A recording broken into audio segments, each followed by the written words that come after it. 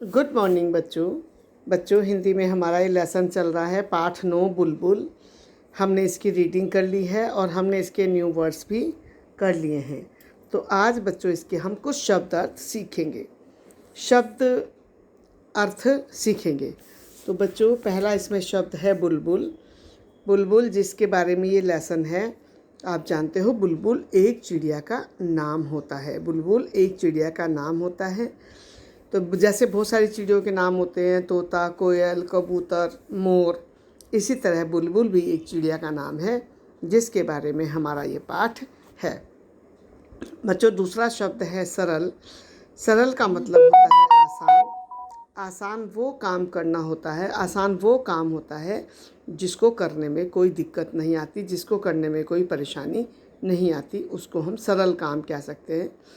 जैसे मैं कह सकती हूँ कि आज मैंने बच्चों को बहुत सरल काम दिया है, यानी आसान काम दिया है। बच्चों इसमें तीसरा वर्ड है कलगी।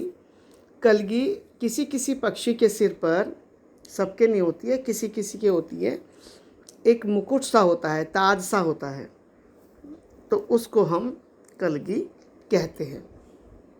ये हमने तो जो देखा है बच्चों, मुर्गे के सिर पर देखी है, लाल रंग की कलगी होती है, या फिर मोर के सिर पर देखी है। लेकिन लेसन में बताया गया है कि किसी किसी बुलबुल के सिर पर भी कलगी होती है, जो उस बुलबुल को सिपाही बुलबुल कहते हैं। बच्चों अगला वर्ड है तरीका। तरीका का मतलब होता है किसी काम को करने का ढंग या किसी काम को करने का उपाय। तो बुलबुल को पहचानने का आसान तरीका बुक में बताया गया है। तरीका मतलब उपाय या ढंग। नेक्स्ट वर्ड है बच्चों घोंसला। घोंसला है पक्षियों का घर। पक्षी अपने रहने के लिए घोंसले बनाते हैं, उनके घर को घोंसला कहा जाता है। अगला वर्ड है बच्चों हमला। हमला का मतलब होता है चढ़ाई या आक्रमण या किसी के ऊपर लड़ाई कर देना। तो बुलबुल जो है वो मटर के खेत पे और अमरूद के पेड़ों पर बहुत ज़ोर से हमला करती है, यानी कि उनको नष्ट कर देती है।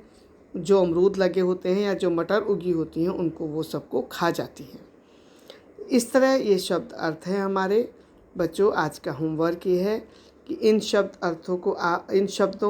अर्थ को आप अपनी कॉपी में लिखेंगे और इनको याद कर लेंगे। और मैं फिर से याद करा दूं आपको कि जो हमने कल स्पेलिंग लिखवाई थी उनको भी आप अच्छी तरह एक एक वर्ड को लिख कर याद कर लेंगे।